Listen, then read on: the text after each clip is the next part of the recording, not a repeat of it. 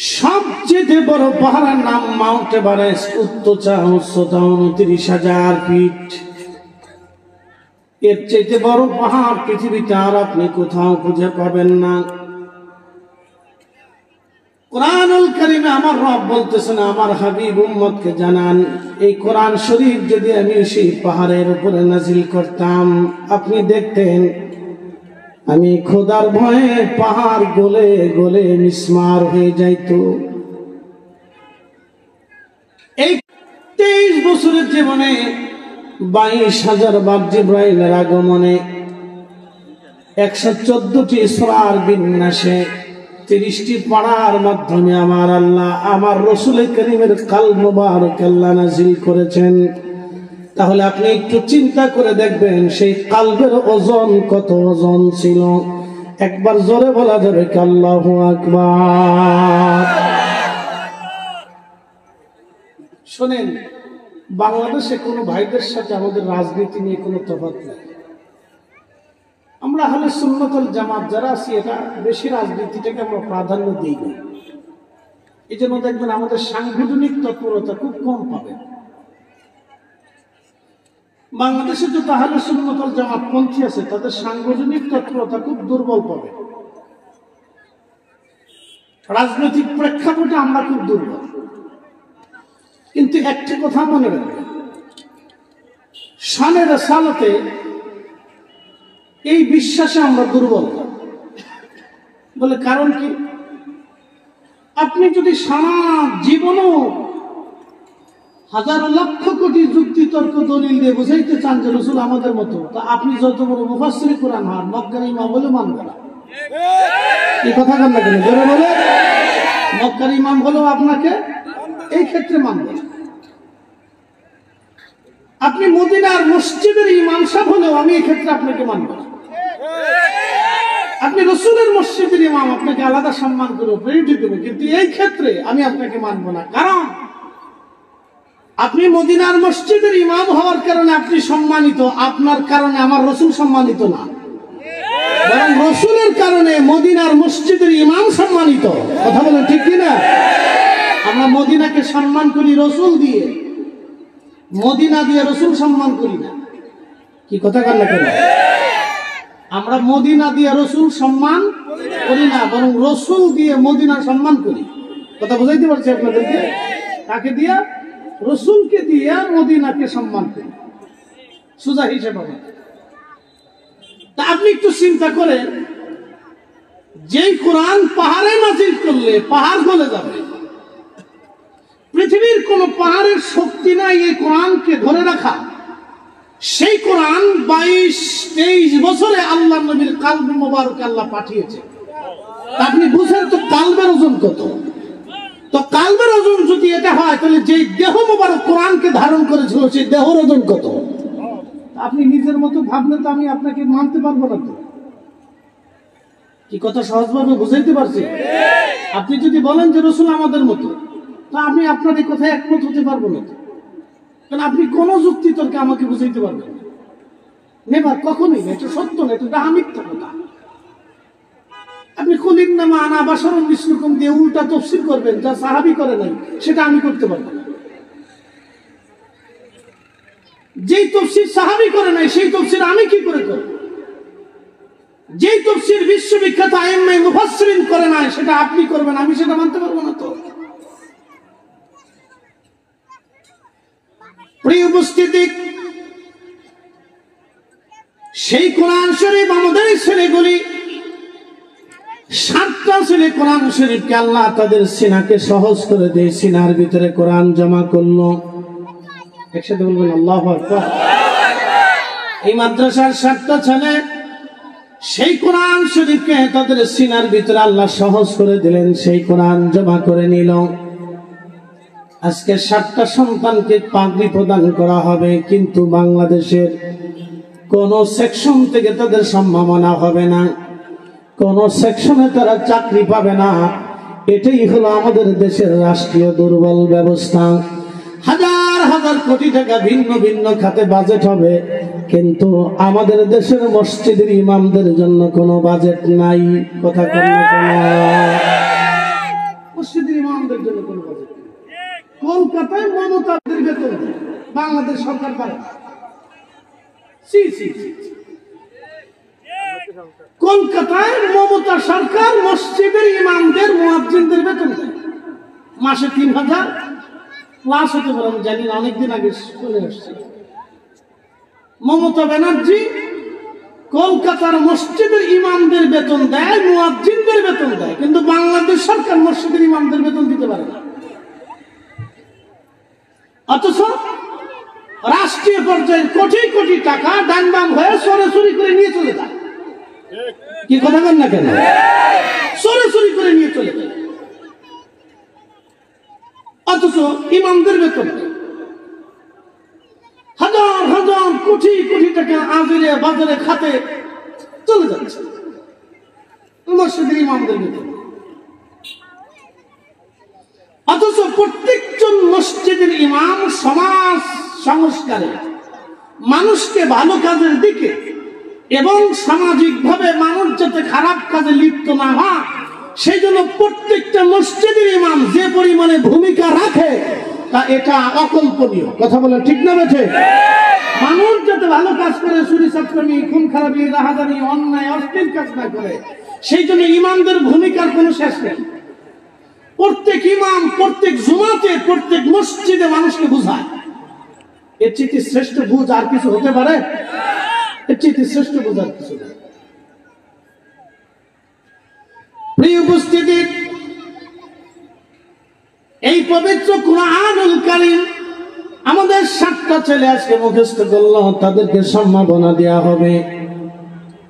অথচ কোরআন এত দামি, আল্লাহ বলে দিলেন, হাবিব এই কোরআন যদি পাহাড়ের উপরে নাজিল করতাম, আমি রব্বে কারীমের ডরে পাহাড় গলে গলে মিসমার হয়ে যাইত।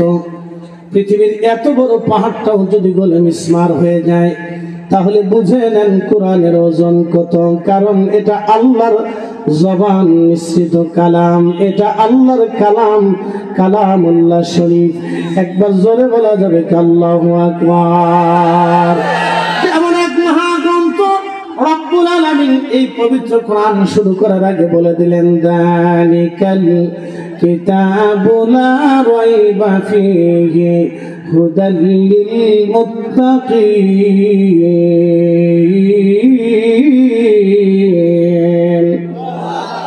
এমন এক কিতাব যে কিতাবের মধ্যে কোনো সন্দেহ নাই, কোনো সংশয় নাই, কোনো সন্দেহ নাই, কোনো সংশয় নাই। আল্লাহর পবিত্র জবান নিঃসৃত বাণীগুলি অত্যন্ত চমৎকার। আপনি যদি কোরআন শরীফ বুঝেন এবং দেখেন এবং পড়েন, নির্ভরযোগ্য মুফাসসিরদের তাফসীর আপনি পড়বেন। আজারে বাজারে তাফসীর পড়লে কাজ হবে না বাবা, নির্ভরযোগ্য মুফাসসিরদের তাফসীর পড়বেন, আজারে বাজারে পড়লে হবে না। প্রশ্ন রাখবেন ফরিদে হুজুর, নির্ভরযোগ্য কারা? ইমাম ইবনে কাসির, ইমাম সুয়ুতি, ইমাম আবু হাতিম, ইমাম তাবারি, আল্লামা ইমাম আলুসি আল বাগদাদি আল হানাফি, মোল্লা আলী কারি মাক্কি, বিশ্ববিখ্যাত ইমাম যারা ছিলেন তাদের তাফসীরের মধ্যে কোনো ভুল ছিল না। তাদের ব্যাখ্যা অত্যন্ত চমৎকার করে তারা ব্যাখ্যা করেছেন। রাসূলের সুন্নাহ এবং হাদিস দিয়া, উলামায়ে কেরামের মতামত দিয়ে তারা ব্যাখ্যা করেছেন। তাদের ব্যাখ্যার উপরে পৃথিবীতে শ্রেষ্ঠ ব্যাখ্যা কারো নাই। আর কোরআনের সবচেয়ে বড় মুফাসসির যিনি, তিনি রাইসুল মুফাসসিরিন হযরত আব্দুল্লাহ ইবনে আব্বাস রাদিয়াল্লাহু আনহু যখন কোন তাফসীরের ব্যাখ্যা করেছেন, কোরআনের ব্যাখ্যা করেছেন, এই ব্যাখ্যার পরে পৃথিবীতে আর কারো ব্যাখ্যার প্রয়োজন হয় না। একসাথে বলবেন আল্লাহু আকবার। পৃথিবীর যত মুফাসসির তৈরি হোক, আব্দুল্লাহ ইবনে আব্বাসের জুতা আর ওজনের সমান হবে না, এক কথাই শেষ। পৃথিবীর যত মুফাসসির পৃথিবীতে জন্ম নিক, আব্দুল্লাহ ইবনে আব্বাস রাদিয়াল্লাহু আনহুমার কাছে কিচ্ছু না, সে কিচ্ছু না, সে কিচ্ছু না। তিনি এমন একজন মুফাসসির ছিলেন যিনি কোরআনের কোন আয়াতের তাফসীর করলে সাহাবায়ে কেরাম পর্যন্ত তাফসীর করেন। আপনি বুঝতে পারছেন সাহাবী কারা? বুঝে সাহাবী বুঝেই দিয়েছে সাহাবী কারা। কোরআনে আল্লাহ সাহাবীদের মর্যাদা নিয়ে লিখেছেন, আমিনু, তোমরা ঈমান আনো, কামা আমানান নাস, আমার রাসূলের সাহাবীরা যেইভাবে ঈমান আনছে তোমরা সেইভাবে ঈমান আনো। একসাথে বলবেন আল্লাহু আকবার। নির্বোধ যারা ছিল তারা বলল কামা ক্বালু আনুমিনু কামা আমানাস সুফাহা, আমরা কি নির্বোধ আর বোকাদের মতো ঈমান আনবো? সেই দিন তারা হযরত বেলালকে বোকা মনে করলো, খাব্বাবকে বোকা মনে করলো, সুমাইয়া রাদিয়াল্লাহু আনহাকে বোকা মনে করলো, হযরত জুরাইবকে বোকা মনে করলো, আবু হুরায়রাকে বোকা মনে করলো, আব্দুল্লাহ জিলবাজুদাইনকে বোকা মনে করলো, আবু বকরকে বোকা মনে করলো, ওমর, উসমান, আলী, তালহা, জুবাইর, আব্দুর রহমান ইবনে উসাদ বিন আবু ওয়াক্কাস, সাঈদ ইবনে জুবাইর, আবু উবাইদ ইবনে জাররাহ, গরীব সাহাবী সেই সময় কালেমা পড়েছিল, তাদেরকে বোকা মনে করলো। আল্লাহ সেই সময় জানিয়ে দিলেন, হে হাবিব, আপনার উম্মতকে বলেন, আলা সাবধান, ইন্নাহুম হুমুস সুফাহা, যারা আপনি রাসূলের সাহাবীদেরকে নির্বোধ বলবে তারাই বোকা, পৃথিবীতে তাদের মতো বোকা নাই। এইজন্য যারা সাহাবীদের সমালোচনা করে তারা বোকা, পৃথিবীতে তাদের মতো বোকা নাই, তারা নির্বোধ। আল্লাহ বলেছেন, আমি বলি নাই, আল্লাহ বলেছেন তারা নির্বোধ। যারা সাহাবীদের সমালোচনা করে আল্লাহ বলেছেন তারা নির্বোধ। হুজুর আপনি সাবধান করে দেন, তারা নির্বোধ। আপনি রাসূলের সাহাবীদেরকে সমালোচনা যারা করবে তারা নির্বোধ। সাহাবীদের ব্যাপারে তোমরা আল্লাহকে ভয় করো, আমার সাহাবীদের ব্যাপারে তোমরা আল্লাহকে ভয় করো। লা তাত্তাখিযুহুম গারাদাম মিন বা'দি, আমার ইন্তেকালের পরে আমার কোন সাহাবীর সমালোচনা করবে না, আমার কোন সাহাবীর ত্রুটি বের করবে না, আমার কোন সাহাবী সম্পর্কে বাজে মন্তব্য করবে না, আমার কোন সাহাবী সম্পর্কে তাদের ভুল ত্রুটি বের করে অন্বেষণ করে তাদের মন্দ বলবে না। আমান আহাব্বাহুম ফাবিহুব্বি আহাব্বাহুম ওয়া মান আবগাদাহুম ফাবিহুব্বি আবগাদাহুম। হে আমার উম্মত, তোমরা শুনে রাখো, আমার কোন সাহাবীকে ভালোবাসলে আমাকে ভালোবাসা হবে, আমার কোন সাহাবীকে গালি দিলে আমাকে গালি দেওয়া হবে। একসাথে বলা যাবে না আল্লাহু আকবার? না হয় না, আরো জোরে বলেন আল্লাহ। সাহাবী জোরে বলেন তারা কি? না হয় না, আরো জোরে বলেন তারা কি? সাহাবী রাসূল, তারা সাহাবী। প্রিয় উপস্থিতি, খুব মনোযোগের সাথে কথাগুলি শুনবেন। আহা, এই কোরআনুল কারীম আমাদের এই বাচ্চাগুলি মুখস্থ করলো কেন? এই বাচ্চাদেরকে আপনারা সম্মাননা দেওয়ার জন্য আজ বসে গেলেন। আমি একজন বিশ্ববিখ্যাত বাচ্চার জীবনে আপনাদেরকে শোনাবো। তার নাম সুলতান মাহমুদ গজনবী। সুলতান মাহমুদ গজনবী রাহিমাহুল্লাহ গজনী সাম্রাজ্যের সুলতান ছিলেন। বর্তমান আফগানিস্তান এবং উজবেকিস্তান, তাজিকিস্তান, তুর্কমেনিস্তান, এরপরে পাকিস্তান, ইরানের বেলুচিস্তান থেকে শুরু করে পৃথিবীর তিনি পৃথিবীর এক বিরাট শক্তিশালী বেল্টের বাদশা তিনি ছিলেন সুলতান মাহমুদ গজনবী। ওনার আদত ছিল রাত্রিবেলা ঘুরে ঘুরে দেখতেন প্রজারা খায় কি খায় না, ঘুমায় কি ঘুমায় না। সুলতান মাহমুদ গজনবী খোলাফায়ে রাশিদিনের চরিত্রে রাজ্য পরিচালনা করার চেষ্টা করতেন। তিনি আমাদের মুসলিম মিল্লাতের একজন সম্মানিত বাদশা। সুলতান মাহমুদ গজনবী রাহিমাহুল্লাহ তিনি রাতের আধারে স্বর্ণের প্রদীপ হাতে নিয়ে বের হয়ে গেলেন ছদ্মবেশে। ঘুরতে ঘুরতে তিনি একটা বাজারে চলে গেলেন। বাজারে যাওয়ার পরে সুলতান মাহমুদ দেখলেন একটা ছেলে দোকানদারের প্রদীপের পাশে বসে বসে বসে বসে কিতাব পড়তেছে। ওই ছেলেটা যখন কিতাব পড়ে সুলতান মাহমুদ গজনবী জিজ্ঞেস করলেন, বেটা তুমি যে দোকানদারের প্রদীপের আলো হাওলাত করে কিতাব পড়তেছ, তোমার কি কোনো প্রদীপ নাই? ছেলেটা জবাব দিল, আমি এতিম মাদ্রাসায় পড়াশোনা করি, প্রদীপ কেনার মতো কোনো পয়সা করি আমার হাতে নাই। এই জন্য প্রত্যেক দিন এই দোকানদারের আলোর পাশে বসে বসে আমি কিতাব পড়ে কিতাব অধ্যয়ন করি। সুলতান মাহমুদ গজনবী দোকানের সামনে ছেলেটার সামনে দাঁড়ায় দাঁড়ায় চিন্তা করলেন, হায় রব, আমার হাতের মধ্যে স্বর্ণের প্রদীপ, আমার ঘরের মধ্যে স্বর্ণের প্রদীপ, আমার রাজপ্রাসাদের স্বর্ণের প্রদীপ, আর একটা তলবে আলে মাস প্রদীপবিহীন দোকানের প্রদীপের আলো হাওলাত করে কিতাব পড়ে কিয়ামতের ময়দানে রসুলের দরবারে যদি নবী জিজ্ঞেস করে বসে সুলতান মাহমুদ আমার একজন তলাবা হাদিস অন্বেষণ করতে যাইয়া কিতাব পড়তে যাইয়া অন্যের প্রদীপের আলো হাওলাত করেছিল, সুলতান মাহমুদ তুমি সুলতান থাকা অবস্থায় কি ব্যবস্থা নিয়েছিলাম? আমি সেই দিন রসুলের দরবারে কি জবাব দিব? আমি সেই দিন শোনেন, অন্তরে ডর এসে গেল, ভয় ভয় ভয়। এই ভয়টা সবার ভিতরে নেই। এই ভয়টা যদি আমাদের মধ্যে থাকতো, আচ্ছা কি মনে হয় কিয়ামতের ময়দানে রসুলের হামদের পতাকা ছাড়া জান্নাতে যাওয়ার কোনো রাস্তা আছে? থাকলে আমাকে একটু দেখান, কোন ডকুমেন্টস আছে আমাকে দেখান।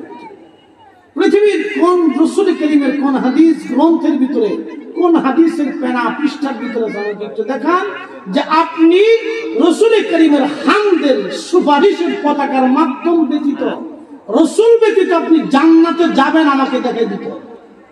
দেখেন আমাকে পৃথিবীর কোরআনের কোন পৃষ্ঠার ভিতরে আপনি আমাকে দেখাবেন যে রসুল ব্যতীত আপনি জান্নাতে যাবেন। আল্লাহ আল্লাহ নবী বলেছেন, হে উম্মত তোমরা শোনো, আমি রসুল সবার আগে 70,000 উম্মত নিয়ে আমি নবী আগে জান্নাতের তালা খুলব। আমার আগে, আমার উম্মতের আগে কেউ জান্নাতে যেতে পারবে না, পারবে না, পারবে না। কোন উম্মতকে কোন নবীকে আল্লাহ প্রায়োরিটি দেয় নাই, শুধুমাত্র তোমাদের নবীকে আল্লাহ দিচ্ছে।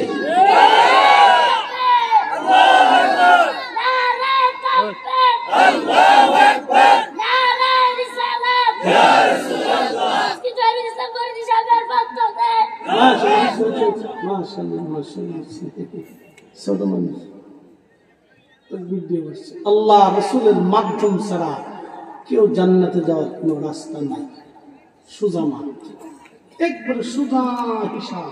এই জন্য পৃথিবীর যত বুজুর্গ ছিলেন সবাই রসুলকে খুশি করার চেষ্টা করতেন। যদি হুজুর কোন দলিলে, কোরআনের দলিলে, আমাদের দলিলে, কোরআনের দলিলে আল্লাহ ওয়াজ করে দিলেন, চূড়ান্ত ভাবে আল্লাহ ফয়সালা দিয়ে দিচ্ছে। ফয়সালা আল্লাহর, আমাদের চূড়ান্ত ফয়সালা আল্লাহ। قل إن كنتم تحبون الله فاتبعوني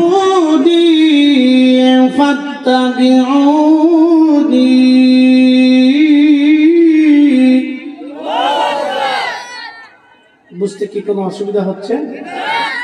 বুঝে যান। قل إن كنتم تحبون الله, হুজুর আপনি বলে দেন আমাকে কেউ যদি চূড়ান্ত ভাবে ভালোবাসতে চায়, কাকে? আল্লাহকে। একসাথে বলেন, কাকে? আল্লাহর ভালোবাসা ছাড়া জান্নাতে যাওয়ার কোন সুযোগ আছে? ক্ষমার কোন রাস্তা আছে? আল্লাহ আপনাকে সূত্র দিয়ে দিলেন, হুজুর আপনি বলে দেন কেউ যদি আমাকে ভালোবাসতেই চায়, কেউ যদি বলে আমি রাব্বে কারীমকে ভালোবাসি, কেউ যদি বলতে চায় এবং প্রমাণ করতে চায় যে হুজুর আপনি আমি আল্লাহকে ভালোবাসে, তাহলে আপনি তাকে বলুন ফাত্তাবিউনি। সে চূড়ান্ত ভাবে আপনি রসুলকে মেনে নিতেই হবে। তার জীবনের ইত্তেবা থেকে, কলিজার ভিতর থেকে ভালো থেকে, নিজের জান দিয়ে হলো আপনি রসুলকে সর্বোচ্চ প্রায়োরিটি যে দিবে, হাবিব আপনি বলে দেন, আপনি বলে দেন সে আল্লাহকে ভালোবাসবে। একসাথে হবে না? জোরে বলবেন সুবহানাল্লাহ। ফয়সালা আমাদের না আল্লাহ? যদি বলেন যে আমি আল্লাহকে ভালোবাসি, আপনার জীবনের সবকিছু আল্লাহর জন্য, তাহলে আপনাকে রসুল প্রায়োরিটি দিতে হবে, নতুবা ভিন্ন কোন রাস্তা আল্লাহ রেখে দেয় না। কোন রাস্তা নেই। আপনি দেখান কোরআনের কোন আয়াতে আর ভিন্ন রাস্তা দেখেছে? আমাকে দেখে দিন। ভিন্ন কোন সূত্র আল্লাহ দেয় নাই, ভিন্ন কোন রাস্তা দেয় নাই। আপনার জীবনের সব কিছু থেকে প্রায়োরিটি আল্লাহর নবীকে দিতেই হবে। সব কিছু থেকে রসুলকে প্রাধান্য দিতেই হবে। আপনাকে রসুল প্রাধান্য দিতেই হবে, তাতে ইত্তেবা দিয়ে হোক, জীবন দিয়ে হোক, কলিজার ভিতর থেকেই হোক, যেইভাবে হোক আপনাকে রাসূল প্রাধান্য দিতেই হবে। আল্লাহ বলে দিলেন, হাবিব আপনাকে প্রাধান্য দিতেই হবে। যে আপনাকে প্রাধান্য দিবে ইউহিব্বুকুমুল্লাহ, আমি আল্লাহ ওয়াদা করলাম আমি তাকে ভালোবাসব। একসাথে বলেন আল্লাহু আকবার। সূত্র কি আমাদের না আল্লাহ? মানা না মানা আপনাদের। পৃথিবীর সবাই আল্লাহ মানে তার বিষয় না, পৃথিবীর সবাই দিন মানে তার বিষয় না। বাংলাদেশের কোটি কোটি মানুষ দিন মানে না। যদি বিশ্বাস না করেন, ঢাকা শহরে কনসার্ট হলো, ঢাকা স্টেডিয়াম মাঠে, আপনি দেখেছেন যে এদেশের কত নারী বেহায়া, গুলশান, বনানী, ঢাকা শহর থেকে বড় বড় ফ্ল্যাট আর বিল্ডিং থেকে বড় বড় হায়া এডুকেটেড পার্সন, ধনী আদর দোলালিরা জিন্সের প্যান্ট পরে বাপ রে বাপ শার্ট গায়ে দিয়ে লক্ষ লক্ষ যুবকের ভিড়ে চলে আসলো গান শোনার জন্য পাকিস্তানি একটি। আরে আপনি নাউজুবিল্লাহ বলতেছেন, কুমিল্লাতে একটা কনসার্ট দিয়ে দেখেন, তারপরে বলবেন যে আউজুবিল্লাহ, যে কুমিল্লাতে এত বেহায়া নারী আছে আগে জানতাম। আপনি দিয়ে দেখেন একটা, আপনি কুমিল্লাতে একটা দিয়ে দেখার পরেই বুঝবেন যে কুমিল্লার ঘর থেকে কত নারী যুবতী কনসার্টে যায় গান শোনার জন্য। আপনি দেখবেন, দিয়ে দেখেন, তাহলে বুঝবেন যে নাউজুবিল্লাহ আউজুবিল্লাহ পরে হিসাব করে যে দেখবেন যে কত বের। কি ভাবতেছে? এর অর্থ হচ্ছে এদেশের এখনো কোটি কোটি মানুষ দিন মানেই না। কথা ঠিক আছে না ভাই? এখনো কোটি কোটি মানুষ দিন মানেই না। শুধু মুখে বলে হ্যাঁ দিন মানে আল্লাহ মানে, এই মুখে পর্যন্ত। হ্যাঁ হুজুর ঠিক আছে, ঠিক আছে হুজুর, ঠিক আছে হুজুর, ঠিক আছে। যখন ওয়াজ করবেন নারীরা বেফর থেকে হুজুর ঠিক আছে, ঠিক কইছেন, কিন্তু নিজের বউ শেষ পর্যন্ত সাদাই গুজায় মোটরসাইকেলের পিছনে চলাইয়া হুরুত হুরুত করে রাস্তায় চলে, আর দোস্ত তোর ভাবি নিয়ে ঘুরতে যেতেছি, তখন আর নিজের কাছে দিন নেই। যখন আমরা হুজুরা করে যাই বেফরতে মোটরসাইকেল নিয়ে কয় হুজুর ঠিক আছে, ওই ঠিক আছে কয়ে নিজের বউ নিজে নিয়ে ঘুরতেছে। কি কথা চলতেছে, হুজুর ঠিক আছে। এই উপস্থিতি এগুলো দুঃখে বলতেছে, আমাদের দেখা দিন সবাই মানে না। এই জন্য আমাদের কোনো আফসোস নেই। হুজুর কেন আফসোস নেই? কবরে আপনার জন্য আমি জিজ্ঞাসিত হব না, আমার জন্য আপনি জিজ্ঞাসিত হবেন। আমি যদি অপরাধ করি তাহলে আমাকেই উত্তর দিতে হবে। আপনি অপরাধ করলে কবরে আপনাকে তার জবাব দিতে হবে। কথা ঠিক আছে না বাবাজি? সেটা সত্য। প্রিয় বুড়িচংবাসী, খুব মনোযোগ দিবেন। সুলতান মাহমুদ গজনবী দাঁড়ায় দাঁড়ায় চিন্তা করলেন, হ্যাঁ রব আমি কি জবাব দিব আমার রসুলের দরবারে দাঁড়িয়ে? যদি রসুল আমাকে জিজ্ঞেস করেন আমি কি উত্তর দিব? সুলতান মাহমুদ গজনবী হাতের মধ্যে যে স্বর্ণের প্রদীপটা ছিল, স্বর্ণের প্রদীপটায় বাচ্চাদেরকে দিয়ে দিলেন। বাচ্চাটাকে দিয়ে বললেন, বেটা তোমাকে আমি একটা স্বর্ণের প্রদীপ দিলাম, এই প্রদীপ জানায় কালকে থেকে কিতাব পড়বা। এই প্রদীপটা দান করার পরে সুলতান মাহমুদ গজনবী রাহিমাহুল্লাহ চলে গেলেন। রাজপ্রাসাদে ঘুমিয়ে আছেন, স্বপ্ন দেখতেছে রাহমাতুল লিল আলামিন সুলতান মাহমুদের রুমে, তার প্রাসাদে, তার বিশ্রামাগারে, তার বেডরুমে, সুলতান মাহমুদের বেডরুমে আল্লাহর হাবিব প্যারা মেহবুব নবী তশরিফ এনেছেন। একবার জোরে বলা যাবে কি মারহাবা? সহিহ বুখারীতে কিতাবুর রুয়াতে নবীজি বললেন, মান রাআনি ফিল মানাম, আমাকে দেখো, মান রাআনি ফিল মানামি ফাকাদ রা আল্লাহ, কেউ যদি স্বপ্নে আমাকে দেখো তাহলে ভাববা আমি নবী বাস্তব তোমার সঙ্গে দেখা দিয়েছি। পৃথিবীর সমস্ত মানুষের স্বপ্ন একরকম, আমার রসুলের স্বপ্ন ভিন্ন রকম। আপনার বাবা আপনার স্বপ্নে আসলে বুঝবেন আপনার বাবা বাস্তবে আসে নাই, কিন্তু রাসূল যদি স্বপ্নে আসে তাহলে বুঝবেন বাস্তব এসেছে। একবার জোরে বলা যাবে কি আল্লাহু আকবার। এর অর্থ হচ্ছে কি, আপনাদেরকে হাদিস থেকে একটা মাসালা বুঝিয়ে দিয়ে যাব। 1450 বছর ধরে রাসূল স্বপ্ন দেখেন উসমান গনি জিন্নুরাইন শহীদ হয়ে যাবেন। তিনি যেই দিন তিনি শহীদ হবেন, মসজিদের ভিতরেই বিদ্রোহীরা দুর্বৃত্তরা তাকে শহীদ করেছিল। উসমান গনি জিন্নুরাইন রাদিয়াল্লাহু তাআলা তিনি কোরআন শরীফ পড়তেছিলেন। ফজরের পরে কোরআন শরীফ পড়তে পড়তে মসজিদে তিনি হেলান দিয়ে ঘুমিয়ে পড়লেন। স্বপ্নের ঘরে দেখতেছেন রাহমাতুল লিল আলামিন আসছে। নবীজি উসমানকে ডেকে বলেন, উসমান কেমন আছো? বলে, ইয়া রাসূলুল্লাহ, দুনিয়ার জঞ্জাল আর ভালো লাগে না। উসমান, তুমি কি দুনিয়াতে থাকবা না চলে আসবা? উসমান গনি জবাব দিলেন, ইয়া রাসূলুল্লাহ, দুনিয়াতে আর আমার এই জঞ্জাল ভালো লাগে না, থাকতে মন চায় না। নবী বলেন, উসমান তাহলে তুমি চলে আসো, তুমি তো রোজা আসো, আজকে তুমি শহীদ হয়ে যাবা।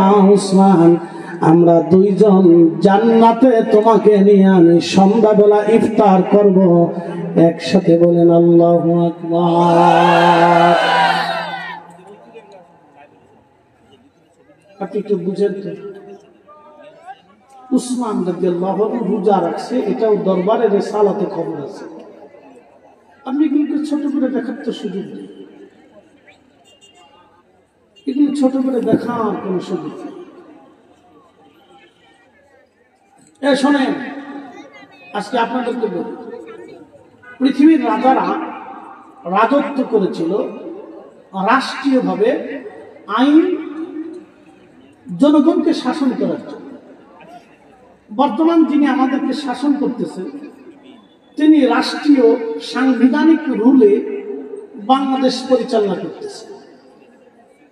আগে যারা রাজা বাদশা ছিল, রাজা বাদশারা তাদের রাজত্বের আইনে নিজস্ব গতিতে তারা রাষ্ট্র পরিচালনা করত। মুসলিম রাজারা কিছু কিছু ক্ষেত্রে ইসলামী বিধানে রাষ্ট্র পরিচালনা করত। যেমন কিছু আইন কানুন বড় বড় আলেম ওলামা দিয়ে তারা বিচার আচার করত। যেমন উসমানী খেলাফত, আব্বাসীয় খেলাফত, উমাইয়া খেলাফত, ফাতিমীয় খেলাফত, সেলজুক সাম্রাজ্যের বড় বড় রাজা বাদশা যারা ছিলেন তারা আলেমদেরকে প্রায়োরিটি দিতেন এবং আলেমদেরকে দিয়ে বিচার আচার করাতেন, যেটা বর্তমান সিচুয়েশনে নাই। যদি বর্তমান সিচুয়েশনে এটা থাকতো তাহলে এত গন্ডগোল হতো না।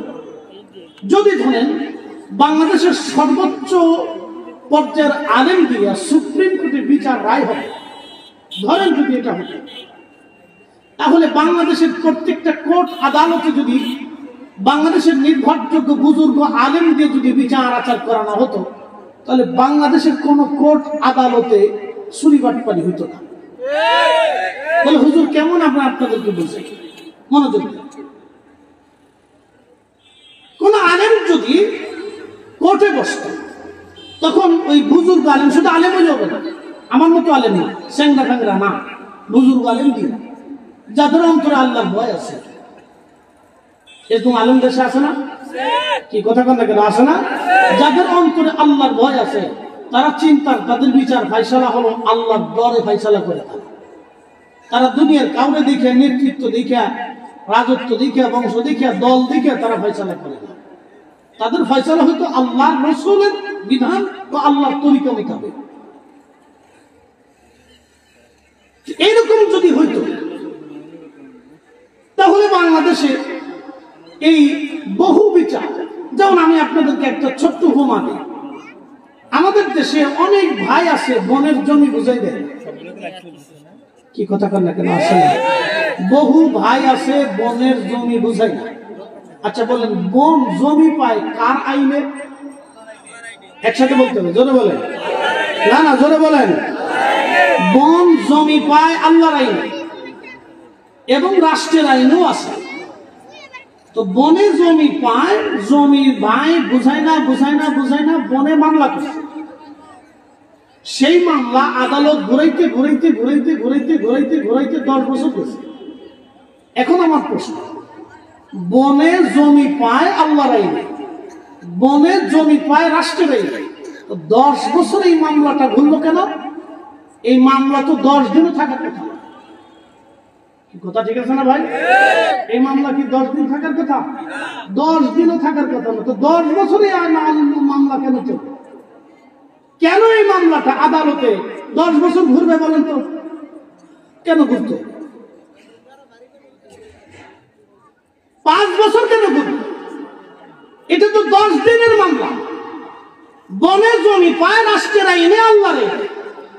বিচারক পুলিশ প্রধানকে ডাকবে অথবা এসপি সাহেবকে ডাকবে অথবা ওসি সাহেবকে ডেকে এনে তিনি সুন্দর মতো ভাইকে ডেকে এনে বুঝাই দিয়ে বলবে এর জমি আগামী 7 দিনের ভিতরে আপনি উপস্থিত থেকে ভাগ বাটোয়ারা করে বুঝাই দিয়ে একবারে সমানতালে খুঁটিমুটি গাড়ি দিয়ে মানুষ সমাজের লোকজন নেতৃস্থানে ডেকে এনে বুঝাই দিয়ে চলে যাবে। এসে আপনি আমাকে রিপোর্ট করবেন, তো হয়ে গেল।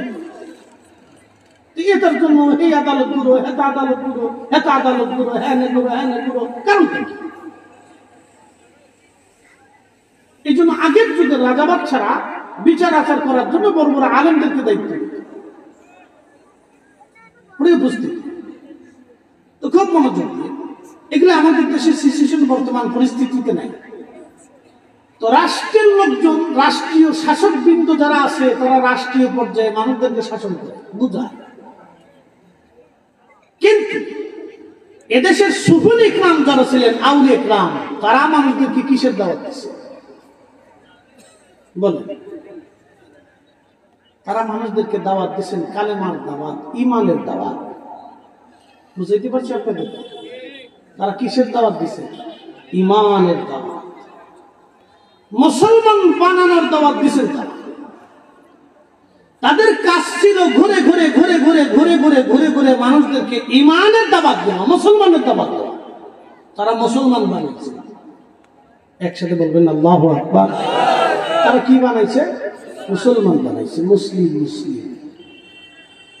এই জন্য এদেশে সুফি ইকরাম, আউলিয়া ইকরামের অবদানকে কেউ যদি অস্বীকার করে তাহলে আমি তাকে মানব। আপনি এখন যেই দল করেন করেন, এটা আপনার দলের বিষয়, আমি এটা মানতে পারি। কারণ ইসলামে দেশে আনার জন্য আউলিয়া ইকরামগণের যে ভূমিকা ছিল, সেই ভূমিকাকে অস্বীকার করার কোন রাস্তা এদেশে নাই। কি কথা বল না কেন? আছে? তাহলে আপনি আমাকে দেখান, ইতিহাস চর্চা করে দেখান। নাই। অন্য দেশে আসছেন মূলত মানুষদেরকে কালেমা বোঝানোর জন্য। কারণ এদেশের অধিক মানুষ পুতুলের সামনে সেজদা দিত, এদেশের মানুষ সূর্যের সামনে সেজদা দিত, আগুন জ্বালায় পূজা করত। এদেশের মানুষ বড় গাছ দেখলে সেজদা দিত, বড় পাহাড় দেখলে পূজা দিত, সূর্যরে পূজা দিত, সমুদ্রের পূজা দিত, সাপের পূজা দিত, গরুরে পূজা দিত। এদেশের মানুষকে ওই পূজা অর্চনা থেকে, এই নিকৃষ্ট শিরক থেকে মানুষকে আল্লাহর দিকে ডাকার জন্য আউলিয়া ইকরামের ভূমিকা অনস্বীকার্য। তারা এত পরিমাণে চেষ্টা করিয়া সারা দেশ দেশান্তর ঘুরে ঘুরে ঘুরে ঘুরে ঘুরে ঘুরে মানুষদেরকে আল্লাহর কালেমার দিশা দিয়েছে।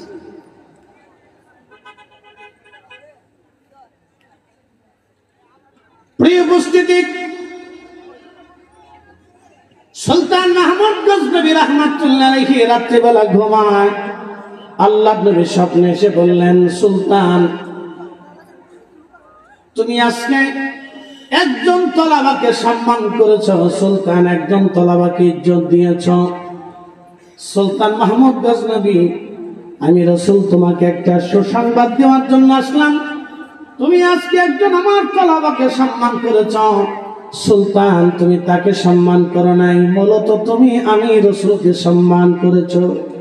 ও সুলতান, আমি আল্লাহ দুনিয়া এবং আখিরাতে তোমাকে সম্মানিত করবে।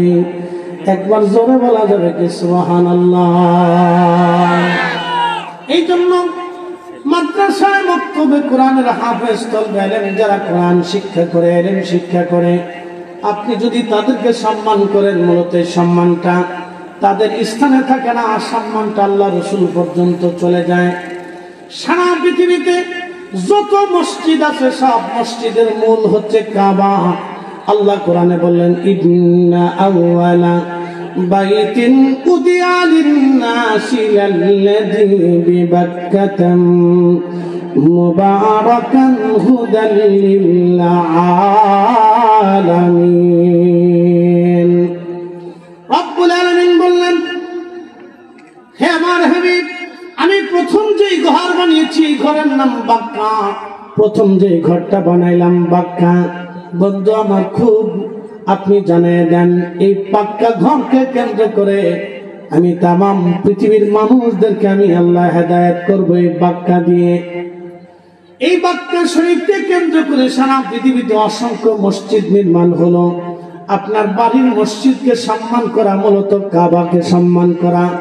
আপনার বাড়ির মসজিদ নির্মাণ করা মূলত কাবা নির্মাণ করা। আপনার বাড়ির মসজিদকে ঝাড়ু দেওয়া মূলত পরিষ্কার করা, মূলত কাবাকে পরিষ্কার করা। এই জন্য আপনারা যারা এলাকাবাসী আছেন, খালি শুধু ইমাম খাদেমের দিকে তাকায় থাকবেন না, নিজেরাও আল্লাহর ঘর মসজিদ পরিষ্কার করে দেবেন, নিজেরা পরিষ্কার করবেন। অনেকে ইমাম মুসল্লি ইমাম খাদেমকে ধমক দেয়, ইমাম খাদেমকে ধমক দেয়, হুজুর আপনি এটা করেন নাই কেন? খোঁজ নিয়ে দেখেন সে মসজিদে মাসে বেতন দেয় 50 টাকা 100 টাকা। আপনাদের এলাকার মসজিদে ইমাম সাহেবের বেতন 6000 7000 8000, একবারে বেশি হলে 10 থেকে 12, অথবা বেশি ভালো হলে 15000। একটা বিড়ির দাম 10 টাকা, একজন বিড়ি খায় প্রত্যেক দিন 10টা, তাহলে একজন বিড়ির পিছনে খরচা করে প্রত্যেক দিন 100 টাকা, মাসে চলে গেল 3000 টাকা। এদেশের বহু মানুষের বিড়ির পিছনে খরচা হয় মাসে 3000, আর একজন ইমামের বেতন মাত্র 6000। আপনার পরিসংখ্যান ইমাম সাহেবদের সাথে এদেশের মানুষ কেমনে জুলুম করে খালি থাকে। এটা একটা নীরব জুলুম, নীরব জুলুম। বলে হুজুর কেমন? বলতেছি এটা নীরব জুলুম। একটা বিড়ির দাম 10 টাকা, খরচা করে প্রত্যেক মাসে সে বিড়ির পিছনে খরচা করে 3000 টাকা। এর বেশিটা বললাম না, এটা একটা মিডিয়ামটা নিম্ন পর্যায়ে। একটা বিড়ির 10 টাকা, একটা বিড়ির দাম 20 টাকা আছে, 30 টাকা আছে, 50 টাকা আছে। অথচ তাকে বলুন যে ভাইজান আপনি মসজিদে প্রত্যেক মাসে 500 টাকা দিয়ে, তো দিবে না, 6 মাস পর্যন্ত বাকি। তাহলে কি মানুষের সাথে জুলুম। আবার সে চিন্তা করে যে আমি মইলে বেহেশত পাবো, বেহেশত 80টা হুর পাবো। শয়তানে হাসে, বাপরে বাপ তুই আমার সাথে বড় শিকার। কি কথা বলে শয়তানে হাসে, তুই আমার সাথে বড় শিকার। তুমি মইলে বেহেশত চাইতেছো মসজিদের বেতন না দিয়ে, 6 মাস বাকি রাখছে, কেউ দিবানি দিবানি করে একবার 6 মাস পর্যন্ত দেয়। ভাই আপনাদের কাছে বলি, এদেশে 30,000 প্রতিমা হয়েছে পূজার সময়। 30,000 প্রতিমা বানাইছে হিন্দুরা। বাংলাদেশে কত % হিন্দু আছে? শতকরা 15 জন, ধরে না 15 জন নয়, আমি 10 জনই ধরি। তো শতকরা 10 জন হিন্দু এদেশে আছে, প্রতিমা হলো 30,000। আমি বলতেছি না যে হিন্দুত্ব বা আদের দেশে প্রতিষ্ঠিত হচ্ছে, ওগুলো আমরা গণনার বাইরে রাখতেছি। খুব মজা, 30,000 প্রতিমা হলো। টাকা কোথায় পেয়েছে? মুসলমানরা টাকা দিচ্ছে, তারা টাকা দিচ্ছে, তারা পূজা অর্চনা করছে, তারাই টাকা দিচ্ছে। এখন যে সনাতনীরা টাকা দিয়ে 30,000 প্রতিমা বানাইয়া পূজা অর্চনা করবে, পূজা অর্চনা করার পরে তারা কি করলো? এরপরে তাদের যে দেবতা মা দুর্গা, তারা যেটা বিশ্বাস করে, এটাকে নিয়ে পুকুরে ফেলে দিল, অথবা নদীতে ফেলে দিল, বা সাগরে ফেলে দিল। এতদিন সাজায় গুজায় পূজা অর্চনা করে সেজদা টেজদা দিয়ে তারপরে তারা পানির মধ্যে ফেলে দিল। 30,000 প্রতিমা বানাইয়া তারা পূজা করলো, লক্ষ লক্ষ কোটি কোটি টাকা তারা তাদের ধর্মের জন্য খরচা করলো। আমরা মুসলমানরা মসজিদে টাকা দিতে গেলে সিধা টাকা এখনো দেয়। কথা ঠিক আছে না ভাই? আমি ভুটান গেছি, ভুটানে যাওয়ার পরে ভুটানের জাতীয় বৌদ্ধ মন্দির দেখা যায়। চিন্তা করলাম যে বৌদ্ধ মন্দিরটা দেখে আসি। আমি বৌদ্ধ মন্দির দেখার জন্য যখন ঢুকছি, স্বর্ণ দিয়ে মন্দিরটা বানানো, বাহ্যিক দৃষ্টিতে সুন্দর বলতেই হয় আর কি। তো যাই হোক, ঢুকার পরে দেখি বৌদ্ধরা ত্রিপিটক পাঠ করতেছে, সিরিয়াল ধরে বসে, একজনে বাঁশি বাজে আর ত্রিপিটক পাঠ করে। তো বৌদ্ধ ভিক্ষু, যে অরিজিনাল বড় ভিক্ষু, সে আগরবাতি দিয়ে ধোঁয়া টোয়া দিয়ে আর কি বৌদ্ধের সামনে কি কি করতেছে, এটা তাদের ধর্মের বিষয়। তা আমি ফাঁকি ফুকি জুব্বা জুব্বি গাইতে ঢুকছি, ঢুকার পরে হাতে আমার বুড়া আঙুল দেখা একটা ওয়েলকাম। তা আমি চিন্তা করলাম তারা আমার বুড়াটা দেখাচ্ছে আর দোয়ালটা দেখাইতে লাভ নেই, আমার তো বুড়াটা দেখাইতেন যে ঠিক আছে ওয়েলকাম বাবা। তো আমি ঘুরে ঘুরে দেখলাম, দেখার পরে তাদের স্ট্রাকচার মন্দিরে, তো ঘুরে ঘুরে আমি দেখলাম যে চিন্তা করলাম হায় রব, মানুষ তার নিজস্ব ধর্মের জন্য সঙ্গ দিয়ে মন্দির বানাইয়া কত সুন্দর করে সাজাইছে। আর আমাদের দেশে আমরা মুসলমানরা মসজিদ মাদ্রাসার জন্য টাকা কালেকশন করতে গেলে আমরা বুবা বানা ফেলে দেয়, গান শেষ করে ফেলে দেয়, ভাই দেন, আব্বা দেন, খালু দেন, মামা দেন, বুবা দেন, মা রে, শাশি রে, সোনা রে, বুবা রে, খালু রে, কত ফামড়ে ফুমড়ে দিয়ে, নারে তকবির তকবির দিয়ে, সিল্লেন টিল্লেন দিয়ে, ফাম পট্টি দিয়ে, বেহেস্ত 14টা দিয়ে, একবার 14 গোষ্ঠী জান্নাতে ফাটাই দিয়ে তারপরে টাকা নিতে। কি কথা বললেন? তার আগে দিবার কথা কি দিয়ে শোনেন, এই কষ্টে পড়ে কথা বলতেছি। আচ্ছা বলেন তো, আমরা যদি 1 টাকা আল্লাহর পথে ব্যয় করি, 1টা টাকা কি নষ্ট হবে? বসুন্ধরার মালিক মরে গেছে, 80,000 কোটি টাকার সম্পদ রাখছে বসে। আমার এক তথ্য জানা মতে, সঠিক মিথ্যা আমি জানি, ধরে নেই করি 50,000 কোটি দরকার, 50,000 কোটি টাকা 1,000 টাকার বান্ডিল করে বস্তা ভরে দিলে আপনারা যারা আছেন এখানকার মানুষ নিয়ে সারতে পারবেন না, এত টাকা। প্রত্যেক দিন যদি সে চিন্তা করতো আমি একটা হাতি জবাই করে খাবো, পারত, কিন্তু খাইতে পারবে না, জবাই দিতে পারতো, আর এত টাকা, টাকা শেষ হতো। সে যদি চিন্তা করে আমি একটা প্রত্যেক দিন হরিণ জবাই করে খাবো, তাও পারত। বলেন খাইতে পারছে? কষ্ট হইতেছে যে আপনার খাইতে পারছে? আল্লাহ সিদ্ধান্তের বাহিরে আপনি 1 ঢোক চা বেশি খেতে পারবেন? একটা ভাতের দানা বেশি খেতে পারবেন? যদি বিশ্বাস করে থাকেন তো মানুষ সুদ খাইতে। আপনি আল্লাহ সিদ্ধান্তের বাহিরে একটা ভাতের দানা বেশি খাওয়ার সুযোগ কোনো মানুষের নাই। যদি মানুষ এই বিশ্বাস করে যে রবের প্রতি আমার এই বিশ্বাস আছে, তাহলে মানুষ সুদ খায় কেন, ঘুষ খায় কেন? মানুষ বুঝে না নিজের যে আমি কি লেগে খাই, সে খেতে পারবে না। ব্যাংকে 1,000 কোটি টাকা থাকবে, খেতে পারবে না। ফয়সালা কার? আল্লাহ।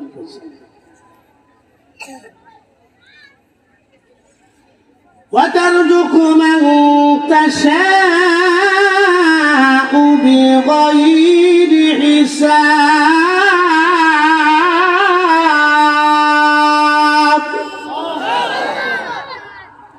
আমি যাকে খুশি তাকে অগণিত রিজিকের মালিক বানাই দিই। আচ্ছা, সমুদ্রের ভিতরে একটা নীল তিমি প্রত্যেক দিন 110 মণ খাবার খায়। আপনি কত মণ খেতে পারেন? 1 পোয়া চালের ভাতের বেশি খাওয়ার সুযোগ আপনার আমার নাই। যারা কাজ করে তারা হয়তো খেতেও পারে। 1 পোয়া চালের ভাত এর বেশি খাওয়ার সুযোগ। তারপরেও মানুষ অবৈধভাবে সম্পদ রুটি রুটি করার জন্য খুব ব্যস্ত থাকে। সে নিজেও জানে বেশি খেতে পারবে না। এই জন্য রসুল বলতেন, উম্মাহ তুমি যেটা খাও এটা তোমার, তুমি যেটা পরনে পরো এটা তোমার, তুমি যেটা আল্লাহ রাস্তায় দান করো এটা তোমার, বাদ বাকি তোমার দম ফরানোর পরে যাহা থাকবে এটা আর তোমার নয়। আবার বলি, তুমি যেটা খাও এটা তোমার, তুমি যেটা পরো পরনে পরো এটা তোমার, তুমি যেটা আল্লাহর পথে দান করো এটা তোমার। দম ফুরানোর পরে যাহা থেকে যাবে এটার ভিতরে আর তোমার কিচ্ছু নেই। একবারে চির সত্য কথা। আল্লাহ রসুলের কথা যদি আপনি বিশ্লেষণ করেন তা আপনার মাথা হেঁট হয়ে আসবে যে আল্লাহ নবী কত সুন্দর সুন্দর কথা বলে গেছে। এই জন্য কারি কোরআন তেলাওয়াতের পরে একটা শব্দ উচ্চারণ করে, ওয়া সাদাকা রাসূলুহুন নাবিয়্যুল হাবিবুল কারীম, নবী যাহা বলেছে তাহা সত্য বলেছে। রাসূলের কথা একদম মিথ্যা না। তিনি যা বলেছে তাই ঠিক, আল্লাহ নবী যাহা বলেছে তাহা ঠিক, একটা শব্দ মিথ্যা হবে না।